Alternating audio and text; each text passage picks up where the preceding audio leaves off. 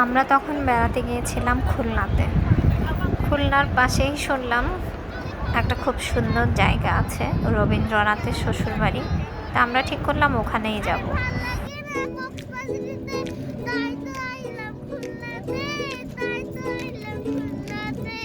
খুলনা শহর থেকে চাইলে অটো নিয়েও ওখানে যাওয়া যাবে। আমরা 2টা অটো রিজার্ভ করে নিয়ে তারপর সেখানে গিয়েছিলাম।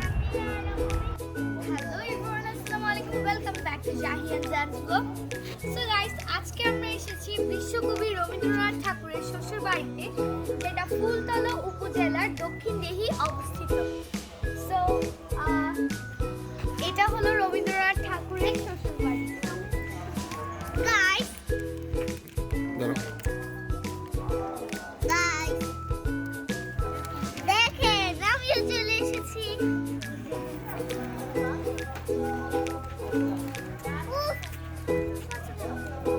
অনেক পুরনো বাসা এটা।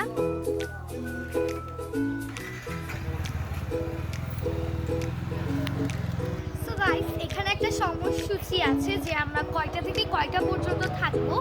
সো এখানে ভালো মতো বোঝা যাচ্ছে না, যার কারণে আমি আপনাদেরকে ওখানে সিদ্ধান্ত অনুযায়ী জাদুঘরের পরিদর্শনের বর্তমান সময়সূচি মঙ্গলবার হতে শনিবার সকাল 10টা ঘটিকা হতে বিকাল 5টা ঘটিকা পর্যন্ত এবং সোমবারে দুপুর 2টা ঘটিকা হতে 5টা ঘটিকা পর্যন্ত এবং রবিবার সাপ্তাহিক ছুটি। মানে রবিবার বন্ধ থাকবে, তাই তো? হ্যাঁ, ঠিক আছে। আর আমরা এই জায়গায় এসে পৌঁছালাম কিন্তু কয়টায়? আমরা খুব অল্প সময় পেয়েছি, যেহেতু আমাদের সময়টা, ওরা টাইমটা অনেক বেশি মেনটেন করে আমরা যেটা দেখলাম। সো আপনাদেরকে ওভাবে সময়সূচিটা জানিয়ে দিলাম, যারাই আসবেন টাইমটা একটু মেনটেন করে তারপরে আসবেন। খুব অল্প সময় পাওয়ার কারণে আমরা অল্প কয়েকটা ছবি তুলে নিয়েছি, ভালো মতো আর ভিডিওটা করতে পারিনি। সো একটু বাইরে থেকেই দেখিয়ে দিই, যেহেতু আমরা বের হয়ে গিয়েছি। আমি ভীষণ এক্সাইটেড ছিলাম। আমি বেড়াতে গিয়েছিলাম, যদিও যাওয়ার সময় শাড়ি নিয়ে যাইনি, কিন্তু যখনই আমি শুনেছি যে আমি রবীন্দ্রনাথের শ্বশুরবাড়ি যাব, তখনই মাথায় কাজ করছিল যে আমাকে একটা শাড়ি পরেই এই লোকেশনটাতে যেতে হবে। তারপরে আড়ংয়ে গিয়ে আড়ং থেকে শাড়িটা কিনে নিয়ে এসেছিলাম। এটারও ছোটোখাটো একটা ইতিহাস আছে। তো যাই হোক, আর ইতিহাসের দিকে না যাই, খুব অল্প সময়ের জন্যই আমরা ভেতরে ছিলাম, যেহেতু আমরা ওখানে পৌঁছাতে অনেকটা সময় চলে গিয়েছিল। ওনাদের নির্দিষ্ট টাইমটা খুবই অল্প ছিল আমাদের জন্য, যেহেতু অনেক দূর থেকে গিয়েছি। তো জাহির বাবাকে বলছিলাম আমাকে এখানে ভিডিও করে দাও, আমি রবীন্দ্রনাথের গানের সাথে পরে সব অ্যাড করে দেব। সেই যে ভিডিও করে রাখছি, এখনও আমার পোস্ট করার সময় হয়নি। 1-2টা মনে হয় আমি পোস্ট করেছিলাম। যাই হোক, তো এইখানে একটা খুব মজার ঘটনা ঘটেছিল। আমি যখনই এই জায়গাটাতে বসছিলাম, তখনই পেছন থেকে কেউ না কেউ চলে আসতেছিল। পুরো ব্যাকগ্রাউন্ডটা নিয়ে আর একটা ছবিও উঠাতে পারতেছিলাম না।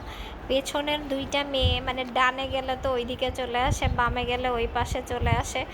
মানে আমার মেজাজ যে কী পরিমাণ খারাপ হয়ে যাচ্ছিল। তো এরপর যেটা হলো, আমি 1-2টা ছবি উঠানোর পরে ভাবলাম যাক, এখানে আর হবে না। তো পরে যখন আমি এই জায়গাটাতে একটু হেঁটে হেঁটে একটা শট নিয়েছিলাম, এটা মোটামুটি ভালোই ছিল, খারাপ না। কিন্তু ওই 2টা মেয়ে আমার এত প্যারা দিছে। তো পরে যখন ওরা ছবি তুলতেছিল, আমি ওদেরকে এত জ্বালাইছি। শেষে একটা মেয়ে আমাকে মানে বলেই দিছে যে আপনি কি আপনার ছবি তোলার সময় আমরা হাঁটাহাঁটি করছি, এই জন্য আপনি প্রতিশোধ নিচ্ছেন। যাই হোক, এই যে ভিডিওগুলা একটা মেমোরি থাকে আসলে। তো এই কারণেই যখনই সুযোগ পাই, কোথাও গেলে ছবি তোলা হয়, ভিডিও করে রাখা হয়, আবার কখন যাওয়ার সুযোগ হবে। এই জায়গাটা আমার খুব পছন্দ হয়েছে, খুবই সুন্দর। তো জাহির আব্বু বলতেছিল তুমি অনেকক্ষণ ভিডিও করছো, এবার আমাকে একটা ভিডিও করে দাও। কিন্তু আমার তো মন ভরেনি, যেহেতু অল্প সময় ছিল। আমি বলছি একা একা করতে হবে না ভিডিও, রবীন্দ্রনাথের শ্বশুরবাড়িতে বেড়াতে আসছো, নিজেও বউ নিয়ে ঘুরো, এখানে বউ নিয়ে ভিডিও বানাও, একা একা বানানোর কোনো দরকার নাই। তারপর আমরা 2জনে মিলে ভিডিও বানালাম। তারপর জানি না ওনার মাথায় কী আসছে, আমার স্যারের মাথায় কী একটা কনসেপ্ট আসছে। আমাকে বলতেছিল যে আমি এখানে বসবো, তুমি ওই দিক থেকে হেঁটে আসবা। তো প্রথমবার যখন আমাকে ডিরেক্টর সাহেব যখন কোনো একটা কিছু বলেছেন, এটা তো আসলে না করলে মানে একটা অনেক বড় একটা গুনার কাজ হয়ে যাবে, স্যারের কথা তো শুনতেই হবে। তো আমিও চেষ্টা করতেছিলাম, কিন্তু আমি না আসলে এখনও বুঝতে পারি নাই যে আমি ওইদিকে দেখে কি দেখতেছিলাম, উনি আমাকে ভেবে কি চিন্তা করতেছিল। যাই হোক, শেষ হলো আমাদের ভিডিও শ্যুট, তারপর বের হলাম। বের হওয়ার পর এটা হচ্ছে আমার খুলনার বান্ধবী, যদিও আমাদের পরিচয় যশোরে। আমরা যখন যশোর ছিলাম তখন আমরা একসাথে ছিলাম। এখনও আমরা যখনই যশোরে যাই, ওখানে 6টা ফ্যামিলি ছিল আমাদের বন্ধু। তো সবাই মিলে একসাথে আড্ডা দেই। এই দাদা আর নীলা এরা হচ্ছে আমাদের দুইজনেরই বন্ধু, আর জাহির বন্ধু হচ্ছে ওনাদের ছেলে। তো এরপর হচ্ছে একটা ভ্যান গাড়ি দেখলাম, আমি তো কোনো সুযোগই মিস করার মতো না। ভ্যান গাড়িটা দেখার পরে আমি বলতেছি আমি এখানে চড়বো, সেই সাথে আমার একটা ভিডিও করতে হবে। তো ভ্যান গাড়িওয়ালা গাড়ি চালাচ্ছে, আমি পা দুলিয়ে দুলিয়ে বসে বসে এদিক সেদিক তাকাইয়া পোস্ট দিচ্ছি, আর জাহির বাবাও আমাকে ভিডিও করতেছে।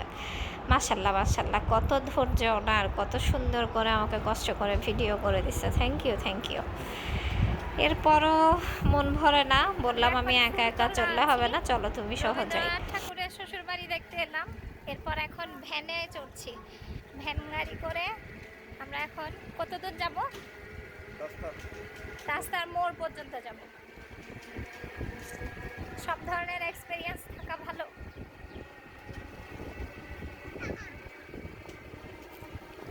টাকা ওইদিকে,